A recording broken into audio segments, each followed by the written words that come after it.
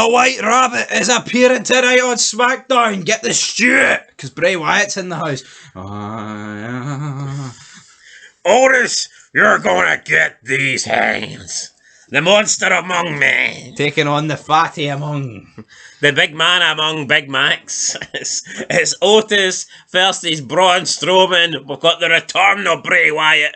We've got the return of Roman Reigns. Probably haven't seen Roman Reigns in the amount of time we haven't seen Bray Wyatt, to be fair. We've got the return of Ronda Rousey. We've got fucking tag team title matches. We've got Liv Morgan cutting shit promos. We've got absolutely everything and more. What we don't have, though, is McAfee. So we're stuck with Corey Graves, unfortunately. I tell you what, like, this show was actually sounding great until you mentioned Liv Morgan cutting a promo. They all went downhill for that, didn't it? It did. Yeah, so let's preview SmackDown. Let's talk about SmackDown. Now, I'm not going to lie, guys, whether it be us genuinely believing it or whether it be for clickbait reasons, I think we've mentioned that Bray Wyatt's been returning for about the last 6 weeks. Since Triple H took over. Aye, pretty much every week we've said Bray Wyatt's returning.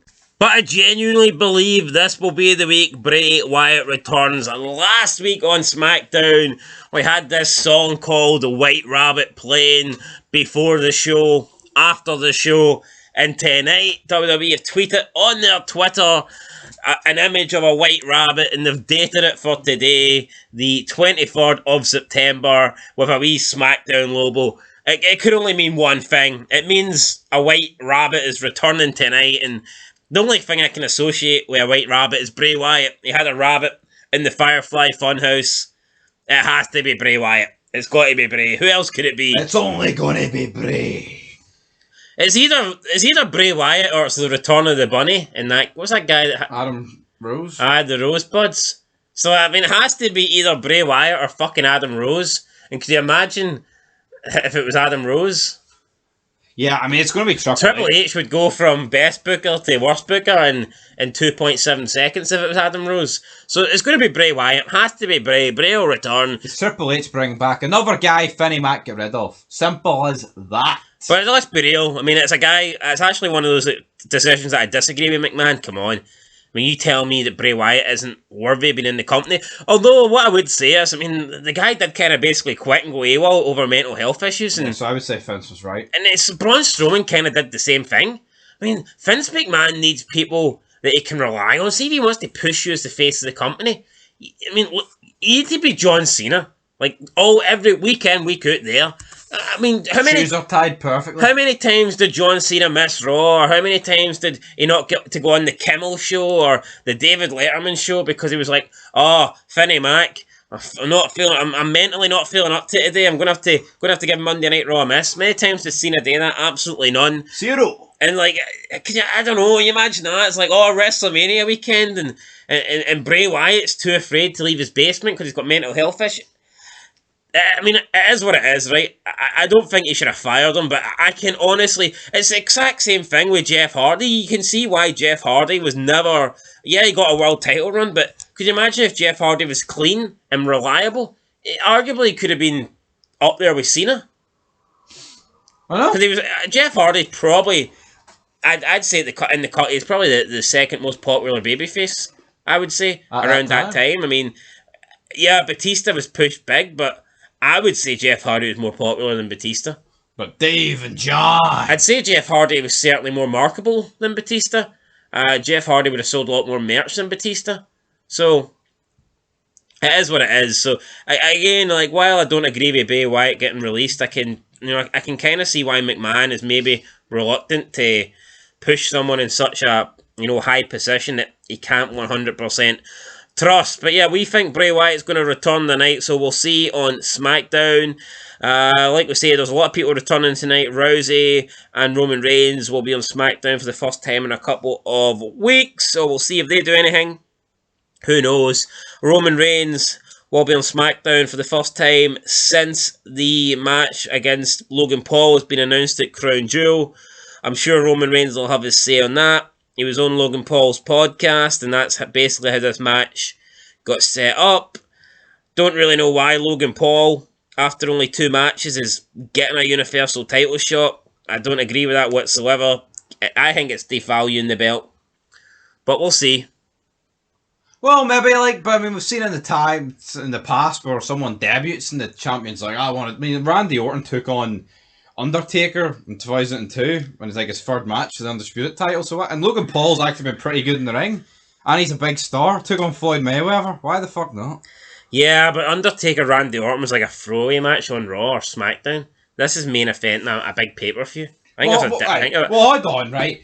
Would you not rather this than Roman Reigns versus Finn Balor? No, I would, like, but... Or even Killian Cross. You'd rather Logan Paul. I would. Who's Killian Cross, mate? Carrying Killian fucking dog shitting. Right? It's all about Logan Paul. Logan Paul's good. You know what he is? He's had 2 matches and they've been great. Can't dispute it. Aye, right, anyway, moving on. Is that all you... Big Logan Paul fan over here? Jesus Christ. I'm a big Logan Paul mark. Right, moving on. Undisputed. Who else is returning tonight? Tell me. Braun Strowman's returning to SmackDown. He's taking on Otis. Battle of the big guys. Got a big guy in height and a big guy in fucking diameter. Braun Strowman's also got a big guy as his sister. Is he going to come after us now? What? Is his sister fat? Not sure. That's why he took time off, because they're all calling his sister fat. I thought they were calling her ugly. Ugly, fat, whatever. Same fucking thing, isn't it? Right, who's winning Otis? Braun Strowman. I'm going to go with me. Strowman's just back. Like, it'd be stupid if Otis won.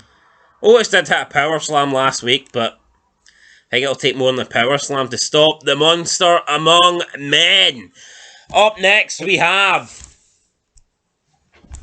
Undisputed WWE Tag Champions. The Usos taking on Ridge Holland and Butch. Come on, right? The only time I want the Usos to win. See, in like the past year, you've wanted anything to do with the bloodline to lose. But goddamn, they need to beat Ridge Holland and Butch. I mean, if this was Sheamus and someone maybe half decent, I'd be all for the Team Sheamus. But here, I want the Usos to win. Sami Zayn will probably be it with them, so that'll probably be absolutely horrendous. I like Sami Zayn. But I don't think he should be anywhere near the bloodline. He sticks it like a sore thumb, doesn't he? Like, imagine you put Rikishi in that role. No, I actually like Sami Zayn. I think he brings a comedic element to the bloodline, and I think the bloodline would be pretty boring without him. No, so. I like Sami Zayn, but when you haven't watched SmackDown in about 6 months, then I guess you're missing out on the Sami Zayn goodness that this show Sami Zayn. Has to offer. I like him. Have you seen him he's in a feud with Jey Uso, do you know that? He's in a feud with Jey Uso? Yes, he is. He didn't want to attack Kevin Owens. No, it's long. Jey Uso doesn't like the fact that Sami Zayn's a half-breed, but he's in the Samoan faction. He's a half-breed. Well, he's not even a half-breed. He's inbreed. He's a no-breed. He's inbred. Right, anyway.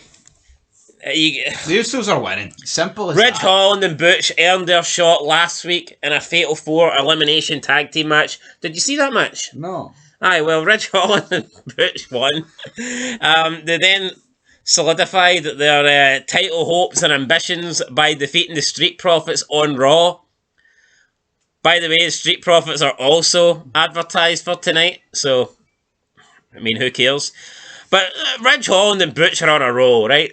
They've won 2 matches in a row, 2 consecutive matches. Really? I don't even think they'd won 2 matches as a team up to this point in their history.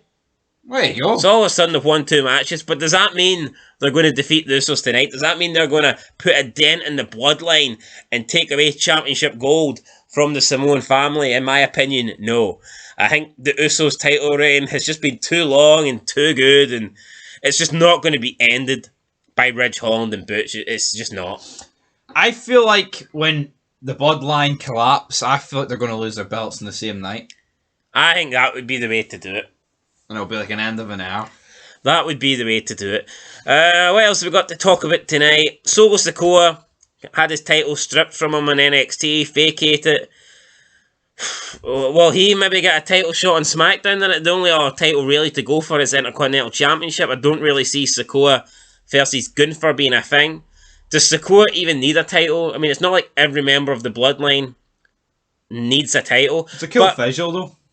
I think it did kind of look good when you had all the Samoans with the belts and Sami Zayn with no belts.